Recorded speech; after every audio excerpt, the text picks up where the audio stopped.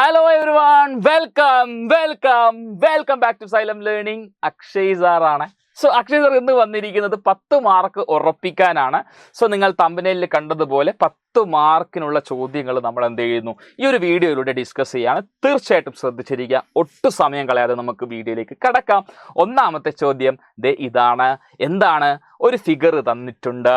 ആ figure base ചെയ്ത് answer ചെയ്യണം. Answer the following question based on the given figure. 5 മാർക്കിന്റെ ചോദ്യം. അതിൽ ഒന്നാമത്തെ ചോദ്യം, what is the function of liquid produced by part 1 and released into part 2. So part 1 ഉം part 2 ഉം എന്താണെന്ന് ആദ്യം നമ്മൾ എഴുതി വെക്കാം. part 1 എന്താ? That is pancreas. So part 1 is pancreas. എഴുതി വെക്കാം. Done. ഈ പാൻക്രിയാസ് സെക്രീറ്റ് ചെയ്യുന്ന juice pancreatic juice that is secreted to the initial part of small intestine, that is duodenum, that is part 2, that is duodenum ആണ്. duodenum ready അല്ലേ? അത് എഴുതാൻ വലിയ ബുദ്ധിമുട്ടൊന്നുമില്ല. duodenum clear. Then next question അല്ല, function question കഴിഞ്ഞില്ല അല്ല. എന്താ ഫങ്ഷൻ? എന്താ 1, 2 എന്താണെന്നല്ല ചോദിച്ചത്. The question is, what is the function of liquid produced by part 1? Part 1 is producing pancreatic juice അല്ലെ? pancreas is producing what? pancreas is producing pancreatic juice ആണ് produce ചെയ്യാം. അറിയാലോ pancreatic juice. സി നമുക്കറിയാം. അതിൻ്റെ function ചോദിച്ചു കഴിഞ്ഞാൽ pancreatic juice consists of some enzymes അല്ലേ? കുറച്ച് എൻസൈംസ് ഉണ്ട്. ഏതൊക്കെയാണ് എൻസൈംസ്? ഏതൊക്കെയാണ്? 3 എൻസൈംസ് ആണ് നമുക്ക് പഠിക്കാനുള്ളത്. 3 എൻസൈംസ് ഏതൊക്കെയാ? ഒന്ന് പറഞ്ഞേ ഏതൊക്കെയാ? ട്രിപ്സിൻ അല്ലെ? പ്രോട്ടീൻ ഡൈജസ്റ്റ് ചെയ്യാൻ കേപ്പബിലിറ്റി ഉള്ള ട്രിപ്സിൻ ഉണ്ട്. ദെൻ കാർബോഹൈഡ്രേറ്റ് ഡൈജസ്റ്റിംഗ് ആയിട്ടുള്ള അമീലേസ്. നമുക്കറിയാം സ്റ്റാർച്ചിനെ സിമ്പിൾ ഷുഗർ മാൾട്ടോസ് ആക്കും അമീലേസ്. പിന്നെ എന്താ ഉള്ളത്?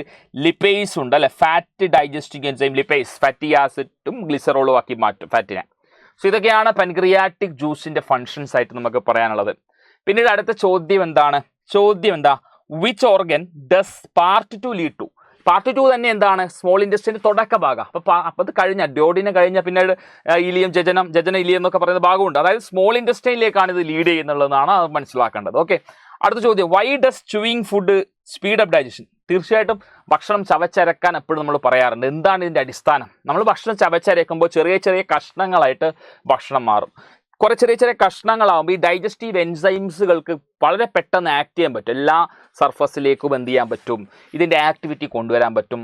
ഡൈജഷൻ സ്പീഡാവും. വളരെ ഫാസ്റ്ററായിട്ട്, ബെറ്ററായിട്ട്, നല്ല ആക്യുറേറ്റ് ആയിട്ട് എന്ത് ചെയ്യും? ഡൈജഷൻ സംഭവിക്കും. That is why every now and then elders used to say, or our parents used to say, before swallowing, what you should do?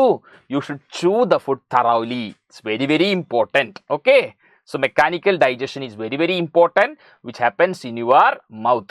Okay, ready?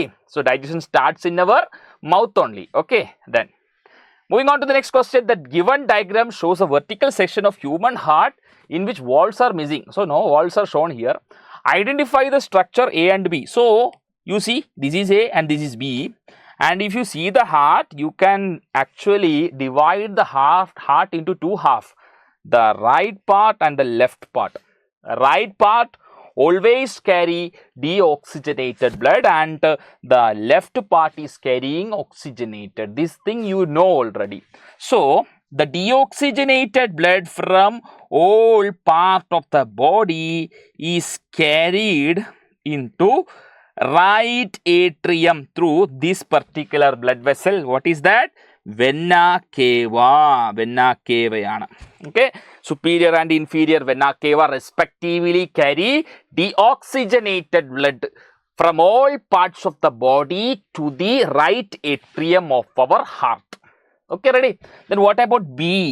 The oxygenated blood. Okay, listen carefully. The oxygenated blood is moving to the left atrium. Okay, left atrium from the lungs. Okay, from the lungs, the oxygenated blood is moving to the left atrium through B, that is pulmonary vein. Okay, pulmonary vein. So B is pulmonary vein, A is vena cava. Okay, so you got 2 marks. Then next question, where does A and B pass the blood into? See, A is passing blood to right atrium, okay, and B is passing blood to, I will indicate the correct color, right atrium, and this is B is passing blood to left atrium, okay, clear? So you will get 1 mark here. So here 2 mark, here 1 mark.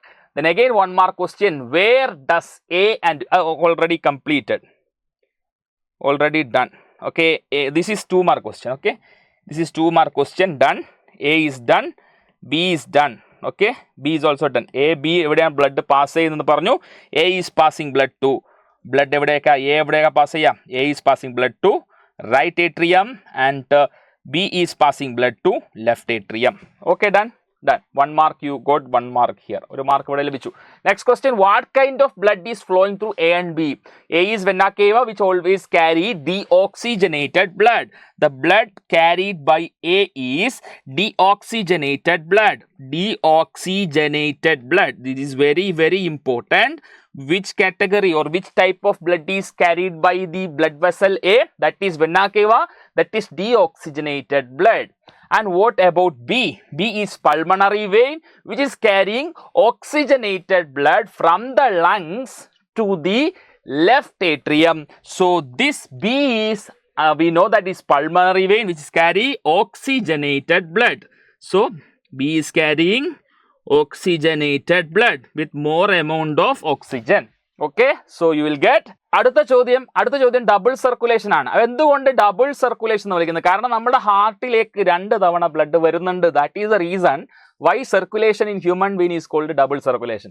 C, initially നമ്മുടെ vena കേവ വഴി എന്ത് ചെയ്യുന്നുണ്ട്, deoxygenated blood right ഏട്രിയത്തിലേക്ക് എത്തുന്നുണ്ട്. Right ഏട്രിയത്തിലേക്ക് അല്ലെ, right ഏട്രിയത്തിലേക്ക് deoxygenated blood എത്തുന്നില്ലേ, deoxygenated blood അല്ലെ.